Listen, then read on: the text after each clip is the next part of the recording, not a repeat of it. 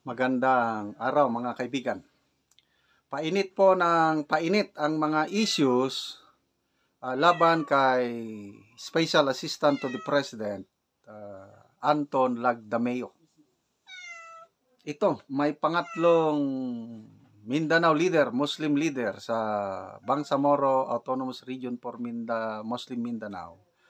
Grabe ang kanyang mga pahayag, hinahamon niya itong si Sap Lagdameo. Mayroong aligasyon na may kinukuha daw na billions o pesos na pundo sa BARM itong SAP na ito. Okay, pakinggan muna natin siya. Hindi ko nakuha ang kanyang pangalan, kaya lang dating congressman, ngayon sa na siya, Bangsamoro Autonomous Region for Muslim Mindanao. Kasama lang kami na congressman, pareho lang kami ordinaryong tao, nagkataon lang naging SAP siya ngayon. Kung ginabuli mo ako, bakit ka nag-i-interest dito sa farm? Ikaw, SAP Anton, anong pinagkaka-interesan mo dito sa farm na ito? Dahil pa sa billion na kinukuha mo? Billion. SAP Anton, kung wala kang kinukuha, kung wala kang kinukuha na billion dito sa farm, ay inahamon kita na magkaroon tayo ng major audit review ng BARM at para maklear ang pangalan mo na issue na yung mga billion ay kinukuha ninyo. At ang contractor ninyo ay ang grupo ng governor ng South Cotabato na si Tamayo. So, paano ko ma-prove na itong sinasabi ko na may kinukuha kang billion? Meron tayong pending bill, si Congressman Mujib at si Congressman Tan doon sa Kongreso. At ito ay nakalagay sa Comprehensive Agreement of Bangsamoro at sa Republic Act 11-054 na magkaroon ng mid-year audit review. Kung totoong malinis ka sa Anton Lagdameo, then payagan ninyo na magkaroon tayo ng mid-year audit review. Pag hindi ka pumapayag at wala kang statement sa press com na pumapayag ka na magkaroon ng mid-year audit ang BARM, ibig sabihin, totoo na meron kang letter B na natatanggap kada buwan-buwan.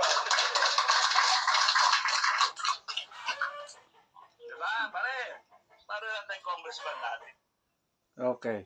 So, hindi ko lang nakuha ang kanyang pangalan. Ito, post ni Nestor Salas Jr. sa social media.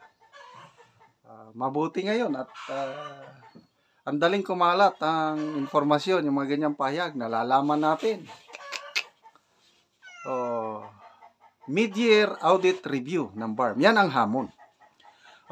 I-recall lang natin, panahon pa ni former governor ng Autonomous Region for Muslim Mindanao, Normis Wari, yung sumunod ng governor sa kanya hanggang ngayon. Ang laki po ng pondo na inilalaan ng national government para sa kapatiran nating Muslim. Kasi admittedly, nung una parang napabayaan. Kaya napabayaan ng mga kapatid nating Muslim, kaya nagkaroon ng kaguluhan sa Mindanao.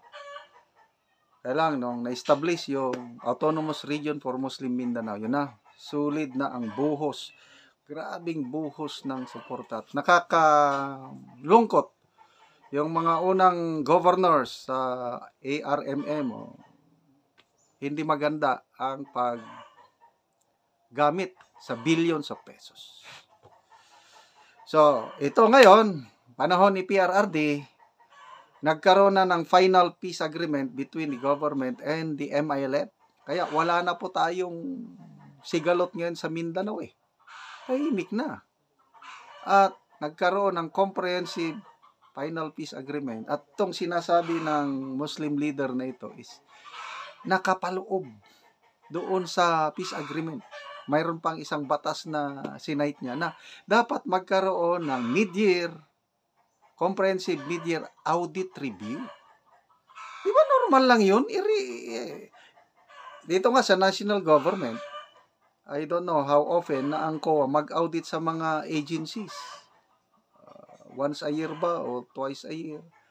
So kung ano ang ginagawa ng COA sa national government, dapat ganun din ang gawin sa BARM. Hamon. Dapat pumayag si SAP Lagdameo na magkaroon ng audit review para malaman kung yung issue. Kasi allegation pa man lang ito na parang nawawala yung billions. Kasi yung sabi nga ng ex-congressman na ito is may ginagamit na contractors galing pa ng South Cotabato. Ang South Cotabato hindi naman member ng BARM. Bakit doon galing ang contractor? So, mga questionable ba? So, hamon. Nagsalita na ba si SAF Lagdameo? As of now, wala pa akong naririnig o response niya sa YouTube ba o sa mainstream media tungkol sa mga aligasyon. Kasi bago ito, may naunang 2 governor na nagreklamo. Nag-aastang presidente na si Lagdameo. Ganon ang reklamo ng gobernadora ng Maguindanao del Sur, si Bai Miriam Mangundadato, at saka sa Sultan Kudarat, si Dato Alipax Mangundadato. Ginigipit ang mga mayor. Tinatakot. Kung hindi sila susunod sa utos daw ng Malacanang, according to tatanggalan ng pakpak yung mga mayor. Kaya umalma yung governor ng Sultan Kudarat, dito rin sa gobernadora ng Maguindanao del Sur, pinipigilan yung pagdating ng mga programa ng gobyerno, yung pagbibigay ng ayuda ba yun o pagbibigay ng medical, dental benefits, pinapayagan. Kaya umaalma ang mga Muslim leader. So pangatlo na itong Muslim leader na ito na narinig ko na hinahamon si SAF Lagdameo. Okay. Nung isang araw, na-vlog ko na ito. Si Tatay Digong, PRRD, napuno nagsalok. Sabi niya, binabalaan kita, Lagdameo, pati na rin ang presidente, Bongbong. Hihintayin ko kayo pag alis nyo sa Malacanang. Something like that. So, makikita mo, dito makikita ang dating presidente, kahit retired na sana, kaya lang, pag may nakikita siyang hindi maganda, nagsasalita. Yun ang leader. Okay? Hindi niya pinapabayaan. Kaya, dito sa Mindanao, grabe, mahal na mahal ng taga Mindanao ang mga Duterte. I tell you. Tignan nyo ang mga surveys. SWS, Pulse Asia, o Publicos, yung mga credible surveys. Napakataas ang rating ni VP Sara. Halos approval and trust rating ni VP Sara sa Mindanao 80 to 90%. Samantalang ang presidente, napakababa ang kanyang trust and approval rating dito sa Mindanao. Nasa mga 20 to 30% lang. Anong ibig sabihin nun?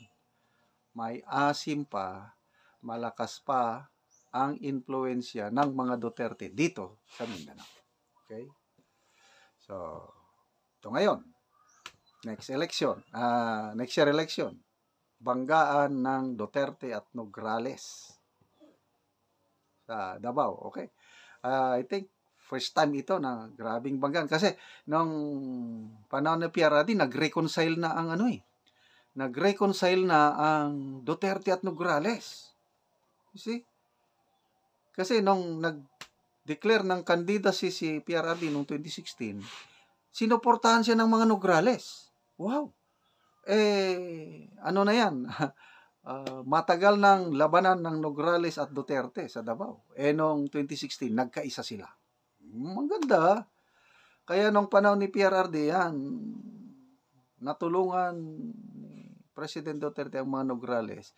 Ginawang cabinet secretary itong si Carlo Nograles. But ngayon, wala na. Bumalik sa dati. Kakalabanin na naman sa politika. Bahala na, mga botante natin sa Davao, silang magpasya. But, ano sa tingin nyo? Tayong hindi taga Davao, gaano kalaki ang chances ng mga Nograles na tatalunin nilang mga Duterte sa Davao? Ano sa tingin nyo? May mga nababasa akong comments. Yung mga taga Davao ako, Duterte pa rin kami. So, makikita na, may asim pa rin ba ang mga Duterte sa Davao? Malalaman natin next year. Kailan kung buong Mindanao, I can tell you, ang daming mga nagmamahal sa mga Duterte all over Mindanao.